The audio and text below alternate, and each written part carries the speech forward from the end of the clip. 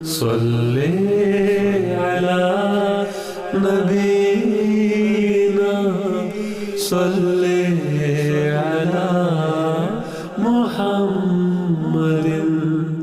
کہ اللہ تعالیٰ کی وحدانیت اور اس کے وجود کا سب سے بڑا ثبوت کیا ہے؟ سب سے بڑا ثبوت تو انبیاء ہی ہیں، ان سے بڑا ثبوت اور کوئی تصور میں نہیں آ سکتا۔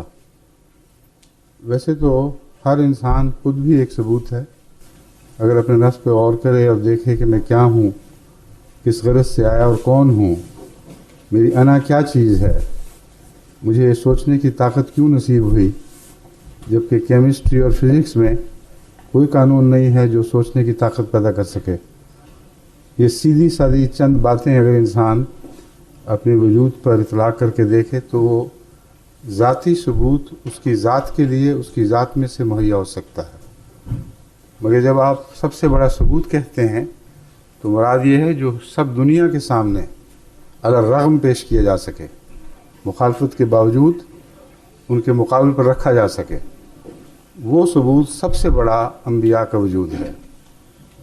اس کے بہت سے پہلو ہیں، اگر سارا مضمون بیان کیا جائے تو پھر ایک ہی سوال اس پہ لگ جائے گا، مگر چند اہم نکات میں آپ کے سامنے رکھتا ہوں تاکہ اسے محض دعویٰ نہ سمجھا جائے بلکہ ایک حقیقت کے طور پر پیش کرنے والا غیروں کے سامنے پیش کر سکے۔ جتنے معروف انبیاء ہیں جن کی تاریخ محفوظ ہے، ان کے دعوے سے پہلے کی زندگی میں ایک بھی جھوٹ ثابت نہیں اور ایک بھی جھوٹ کا الزام ثابت نہیں۔ ان کے دعوے سے پہلے کی زندگی میں بچپن سے لے کر دعوے تک، جو اکثر بھرپور جوانی گزرنے کے بعد ہوتا ہے، کوئی ایک بھی داغ ان کی عصمت پر، ان کی پاکیزگی پر غیروں نے بھی نہیں لگایا۔ تمام انبیاء اپنی پہلے کی زندگی میں وہ وجود تھے جن پر نظریں اٹھ رہی تھیں۔ کبھی انہوں نے انسان پر بھی جھوٹ نہیں بولا، کبھی کوئی حرص نہیں کی، کبھی دولتیں جمع نہیں کی، کبھی سرداری کی کوشش تک نہیں کی، سرداری کے مقابلوں میں آئے ہی نہیں۔ اچانک جب یہ کہتے ہیں کہ ہمیں خدا کا پیغام ملا ہے اور وہ یہ ہے، تو یہ سب سے بڑے تعجب کی بات ہے کہ نفسیاتی لحاظ سے یہ ممکن کیسے ہے کہ ایک شخص جو لوگوں کے معاملے میں، انسانوں کے معاملے میں امین ہو، بغیر نفسانی خواہش کے رہا ہو، اس کی کوئی بڑائی کی آرزو ثابت نہ ہو، وہ اچانک خدا کی طرف جھوٹ منسوب کرنا شروع کر دے۔ اگر خدا نہیں ہے تو اس کا لازمی نتیجہ یہ نکلے گا کہ اس نے کسی اور غرض سے خدا کا نام استعمال کیا ہے، اس کے سوا کوئی نکلتا نہیں۔ اور اگر یہ ہو تو پھر اس وقت کا وہ سب سے بڑا جھوٹا ہے۔ اور اچانک ایسی کایا پلٹ جانا کہ جو انسانوں میں سب سے بڑا سچا تھا وہ اچانک ان میں سے سب سے بدترین جھوٹا بن گیا، یہ انسانی فطرت قبول نہیں کر سکتی۔ مگر صرف اتنا ہی نہیں، جب اس نے کوئی اور تمنا دل میں چھپا کر خدا کی طرف منسوب ہونے کا دعویٰ کیا، اور خدا وہ جانتا ہے سب سے زیادہ کہ خدا نہیں ہے، اگر نہیں ہے تو اس سے بڑھ کر کوئی نہیں جانتا، کیونکہ اتنی بڑی ضرورت اس کو خدا پر جھوٹ بولنے کی ممکن ہی نہیں تھی اگر اس عرصے میں اسے کامل یقین نہ ہوتا کہ جس ہستی کی طرف میں جھوٹ منسوب کر رہا ہوں وہ قادر ہے، وہ توانا ہے، وہ مجھے جڑوں سے اکھاڑ کے پھینک سکتی ہے۔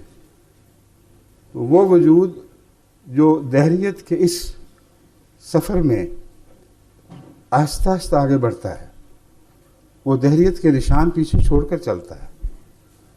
اس کی مجالس میں وہ گفتگو ہوتی ہے، اس کی مجالس گواہ ہو جاتی ہیں کہ یہ وہ شخص تھا جو مذہب کے مذاق اڑایا کرتا تھا، جو خدا کی ہستی کے خلاف باتیں کیا کرتا تھا۔ اس کے بغیر نفسیاتی سفر یہ ایک چھلانگ کا ممکن ہی نہیں ہے۔ کوئی شخص دعویٰ دار ہے تو اس کو اپنی عقل کا امتحان لینا چاہیے۔ یہ کیسے ہو سکتا ہے کہ وہ شخص دہریہ بنے اور اچانک بنے، اور دہریہ بھی اس درجے کا کہ اس ساری سوسائٹی میں اس جیسا کوئی دہریہ نہ ہو، اور بڑی جرت سے پھر ایک فرضی نام کے اوپر اپنی بڑائی کی خاطر ایک دعویٰ پیش کر دے۔ یہ دوسرا سوال ہے۔ تیسرا سوال یہ ہے کہ جب وہ کر دے تو جس بڑائی کی خاطر کیا تھا اسی بڑائی کو اپنے ہاتھوں سے اسی بڑائی کا اپنے ہاتھوں سے قلقامہ کر دے، اس کے امکانات کی بیخ نہیں کر دے۔ کیونکہ جب وہ دعویٰ کرتا ہے، اور یہ مسلمہ تاریخ ہے انبیاء کی، تو اس کے اپنے بھی اس کو چھوڑ دیتے ہیں، اس کے دوست بھی دشمن ہو جاتے ہیں، اس کا اپنا خاندان اس کے خون کا پیاسا ہو جاتا ہے۔ یہ بات درست ہے اور قطعی ہے۔ تو پھر جس مقصد کی خاطر اس نے دعویٰ کیا تھا، اس مقصد کو اپنے ہاتھ سے اس نے پارا پارا کر دیا۔ پھر سوچتا، فکر کرتا کہ خام خواہ ایک مصیبت لے بیٹھا،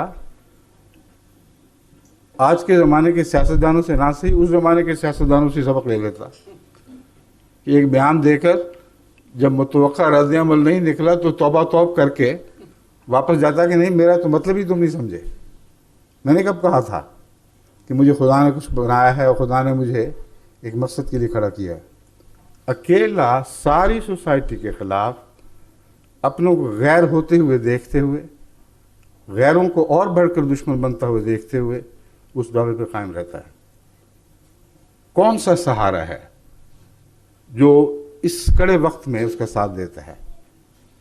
اگر یقین نہ ہو کہ خدا ہے تو یہ ممکن نہیں ہے کہ وہ یہ کردار ادا کر سکے۔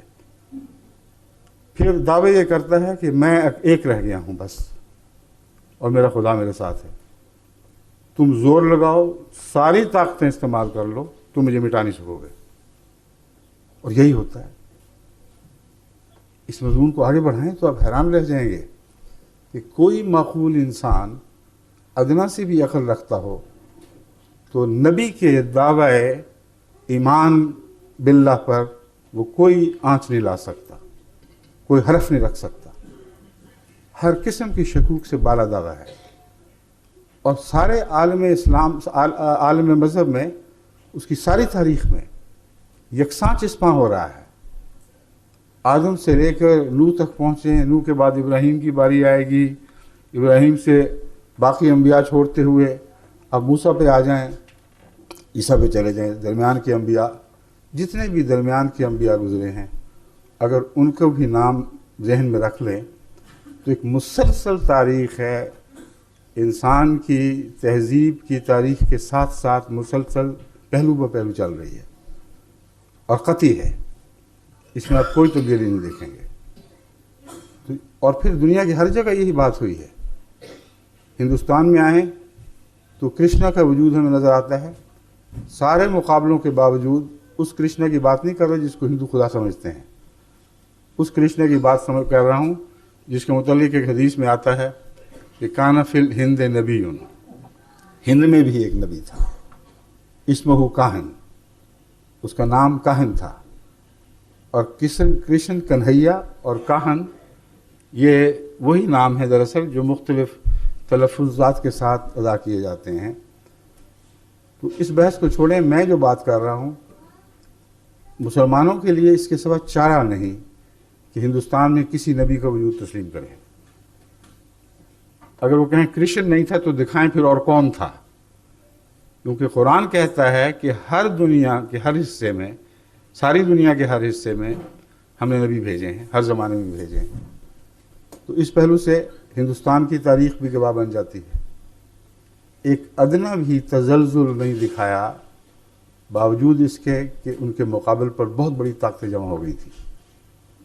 پھر حضرت زرتشت کی تاریخ لیں، پھر حضرت کنفیوشس کی تاریخ لیں، دنیا میں جتنی بڑی بڑی قومیں مذہب کے نام پر قائم ہوئیں اور آج تک زندہ ہیں اور مضبوطی سے دنیا میں مستحکم ہو چکی ہیں، ان سب کی ایک ہی تاریخ ہے جو دہرائی جا رہی ہے۔ تو ایک کا انہوں نے کب کیا تھا؟ یہ تو ایک دوسرے سے ملے بھی نہیں تھے، ان کے زمانے جدا جدا تھے، ملک الگ الگ۔ پھر کیسے ممکن ہے کہ ان سب نے ایک ہی اسکیم سازش سے سوچی ہو اور ایک ہی طرز پر پھول کی طرح کھیلے ہوں؟ اور ہر پتی اسی طرح کھلی ہو جس طرح دوسرے پھولوں کی کھلتی چلی گئی. یہ یکسانیت، یہ عالمگیر اتحاد، جبکہ آپس میں میل جول کا کوئی رابطہ نہیں. یہ سارے مضمون ہیں، میں جیسے کہ کہا تھا مختصر میں عرض کروں گا، ان پر آپ غور کریں تو انبیاء کا وجود خدا کی صداقت کی، خدا کے وجود کا سب سے بڑا ثبوت ہے. اور ایسا ثبوت ہے کہ کوئی ذی ہوش جو تعصب سے پاک ہو اس کو رد نہیں کر سکتا.